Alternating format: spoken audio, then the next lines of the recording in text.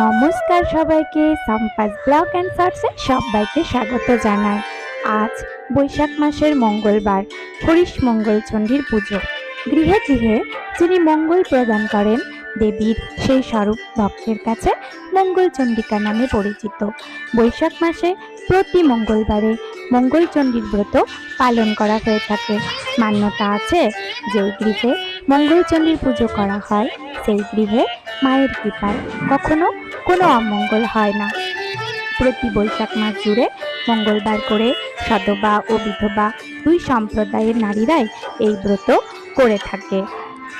হরিশ মঙ্গলচণ্ডীর ব্রত যেই নারী করে সব দুঃখ চোখের জল মা তার হরে। আজ আমিও এই ব্রত পালন করেছি।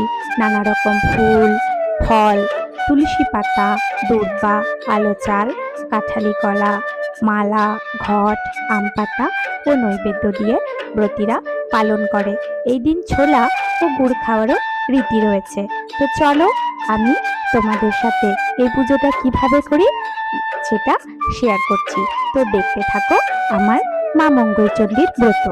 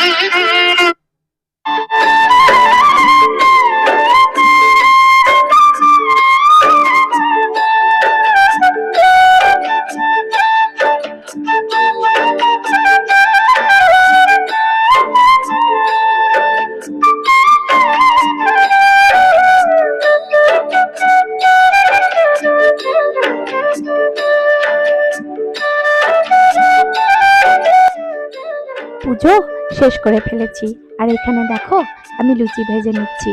তো আমাদের বাড়িতে এই মঙ্গলচণ্ডীর পুজোর দিন লুচিটাই হয়ে থাকে, তো সেই জন্য লুচিটা ভেজে নিলাম। আর এদিকে দেখো আজকে করব আমি সামাই। আসলে কি বলতো, অনেকদিন ধরেই মনে হচ্ছিল যে একটা সামাই রেসিপি তোমাদের সাথে শেয়ার করি, কিন্তু হয়ে ওঠেনি। তো ভাবলাম আজকে যখন পুজো করে সামাইটা করছি, তো ছোট্ট করে একটু সামাই রেসিপিটা শেয়ার করে ফেলি। সেই জন্য একদম ঘরোয়া পদ্ধতিতে আর সিম্পল ভাবে করে সামাই করি সেটা তোমাদেরকে দেখালাম। আর এই সামাইটা বন্ধুরা আমি কিন্তু ঘিয়ে ভেজেছি, আর দুধ দিয়ে কিছু ড্রাই ফ্রুটস দিয়ে আমি সামাইটা করে নেব। তো চলো দেখতে থাকো আমি কিভাবে সামাইটা করছি।